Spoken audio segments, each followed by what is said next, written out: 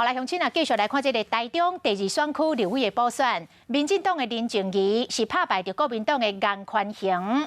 啊，讲这个台湾基进党新闻部副主任陈祖如，甲民进党的立委苏治芬，拢来点名讲后一步要甲分裂的涨价甲扭落来。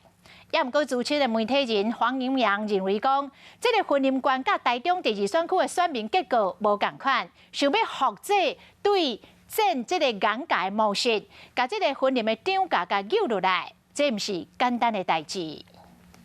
中二区立委补选，民进党林静怡18000票赢国民党颜宽恒，重创拿赢士气。台湾基进新闻部副主任陈祖如搁伫面册讲，中二补选只是暂时休困，因为搁有一个地方派系需要大家关心，就是分林的涨价。却在假释出狱之后，依旧传出有用特权的身份来施打疫苗的争议事件。分林县前县长张英美因为分化路案假释出街，率先伫第一时间注疫苗。外加即期美美县长张丽先用特权，张家派系长期占用地方资源。民进党立委苏治芬嘛伫面册讲要甲涨价换掉。伊讲不管是选台介绍，或者是拿来分化路的备案，青埔乡拢伫无也有真大影响力。地方民代嘛跳出来，即期涨价涉嫌乌白开发商铺地，青埔乡嘛有违建的争议。青埔乡里面，它所有的那个违章的问题也是跟台中的严家的那个违章的问题是相类似的哈。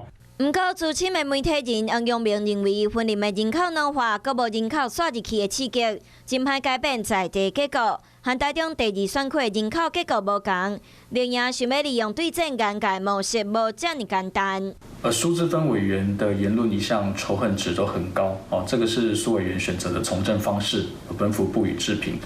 年底县市长的大选就要到啊，另也想要利用台中颜价模式，甲分林的涨价换掉，到时阵会出现啥物款的状况嘛，受到各界关心。